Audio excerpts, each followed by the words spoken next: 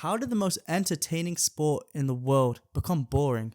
It's crazy to think that the sport that was once known as the most exciting, thrilling sport in the world is now many times considered quite boring. And it's mad to think that back a few decades ago, so many boxing fans were from a younger audience, and nowadays it's completely different. In fact, up until we had a whole influencer boxing thing, most of the age range of boxing fans are actually no longer kids. And even from looking at my channel analytics, it's actually most likely that you watching this are in the 18 to 24 age range or the 25 to 35 range. And if you aren't in that age range, drop a comment below telling me your age. But my point is that most boxing fans are older than what they used to be. Why though? Well, there's so many different factors that led to boxing being more boring than before. And we're going to dive into a couple of those factors today. So without wasting any more time, let's jump into that. First of all, to understand why boxing feels stagnant today, we need to rewind to its golden era, the 70s and 80s. They were brimming with huge personalities and insane rivalries. Muhammad Ali's charisma, Mike Tyson's ferocity, and Sugar Ray Leonard's technical brilliance captivated millions of fans around the world. Fights weren't just sporting events, they were cultural phenomena. Back then, the stakes were clear. The best fought the best, often more than once, creating legacies that lasted for generations to come. People had a favorite fighter and would be excited to see them take on someone else's favorite fighter in a fight where no one would really know who would win. And most of the time, it would make for a timeless classic fight with the winner going on to be a great in the sport and a future Hall of Famer. What I'm trying to say is fighters back in the day were really looked at as heroes, but can we really say the same about the top fighters nowadays? And yes, some we can, but it doesn't even compare to the excitement these old fighters brought to the sport. These rugged, rough champions would go into that ring and go to war, giving their everything, no matter the consequence, and we just don't see that type of boxing too often nowadays from the top names. The second factor we have is the rise of boxing politics. So as the sport grew, so did the politics. Boxing became a business first and a competition second. Promoters, sanctioning bodies, and broadcasters began prioritizing profit over legacy. Instead of delivering dream matchups, we got endless negotiations, cherry-picked opponents, and mismatches designed to pad records. Like I said back in the day, the best would simply fight the best, but I'm sure we all know now that just doesn't happen too often. And when it does, it's usually way past their prime. Like, how many years did we have to wait for Spence versus Crawford or Floyd Mayweather versus Manny Pacquiao? Way too long, and much longer than we should have had to wait, and all because of boxing politics. Not to mention, multiple belts across different organizations diluted the meaning of being a champion. Instead of one unified title holder, we got confusing alphabet soup: WBA, WBC, IBF, WBO. Fans are left asking, who's the real champ?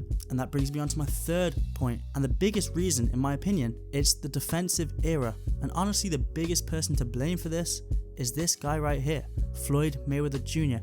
And I made a video on him talking about how he changed the entire sport of boxing, and he did. Ever since Floyd Mayweather Jr. came around in his Money May era, it kind of ruined the sport of boxing from an entertainment point of view. Don't get me wrong, as a boxer, it's amazing, but as the fans, we kind of suffer for it. He essentially adopted a hit and don't get hit mentality. Taking the least amount of damage as possible is the main focus when he fights. Swimming without getting wet, you could say. And yes, to a boxer myself and someone who loves the sweet science, I can't get enough of watching Floyd. But to the general public, he was hated for his style, constantly called boring or a runner since he would fight completely risk-free, and is why he never lost. However, since Mayweather, so many young fighters have taken on this style and mentality, like Shakur Stevenson, Devin Haney, and others. And we'd be lying if we said you were on the edge of your seat watching these fights. It became the era of safety first boxing. Fighters like Floyd Mayweather perfected the art of defense. While his skill is undeniable, his fights often lack the fireworks that casual fans crave. As Money Mayweather's career showed, it's more lucrative to avoid damage and stay undefeated than to take risks and deliver exciting knockouts. He also puts such an emphasis on being undefeated, and is why so many fighters are scared to make the big fights happen. This trend created a ripple effect, with younger fighters adopting similar styles to protect their records and maximize their earnings. The result of this, fewer memorable wars inside the ring. Now on to my fourth point, competition from other sports, more specifically the UFC. While boxing stagnated, other sports and entertainment options exploded. The UFC emerged, and it's actually quite a recent thing, and it emerged as a powerhouse, offering fast-paced action, clear champions with not multiple belts, only one belt per weight division, and stacked fight cards. You would have multiple main event-worthy fights on one card, and the younger audiences gravitated toward the immediacy and accessibility of MMA, leaving boxing to feel kind of outdated as a comparison. And it's fair to say the UFC is definitely more popular amongst the younger generation, and that's because they're simply doing it right. And don't get me wrong, I'm a boxing fan, but if I was a casual, I would probably lean more towards the UFC because, let's face it, their fights and cards and events are just more entertaining. These are fights where the best really do fight the best, and something that we used to see from boxing but something we no longer see. Not to mention the rise of things like gaming sports, streaming services and social media gave people more ways to spend their time, and boxing wasn't only competing with other sports at this point, it was competing with everything. However, boxing is starting to look up again thanks to things like influencer boxing. As soon as KSI started this, it brought in a whole new fan base of younger people, and to me, I think influencer boxing is great for the sport of boxing. It's bringing new eyes to the sport, and I think it's amazing. And yep, although very controversial and it's not really boxing, it's still great for the sport and allows younger people to be introduced into the sweet science. And the sport of boxing is starting to look up in general with the rise of Saudi Arabia Riyadh season, where big fights are actually getting made and boxing is starting to look up. I've made 2 videos on Saudi Arabia and Turkey Al Sheikh, one of his most recent card that he's announced, and this card is stacked and it's definitely looking like boxing is going in the right direction. And I also made a whole video on Turkey Al Sheikh and his impact on the sport of boxing, and the video basically said it's a positive one. I would go watch that video for a more in-depth explanation, but my point is that Saudi is starting to make these big fights happen because they have money. They're fixing the whole negotiation problem and are basically putting up enough money so that these fights just happen. He's trying to make these big names fight these big names and also make these events more entertaining, which I think he's done a great job at, and if he continues to do this, it could definitely be a positive for the sport of boxing. But what do you guys think? What made boxing so boring? Let me know in the comment section below. If you enjoyed this video and want to see more, make sure you hit that subscribe button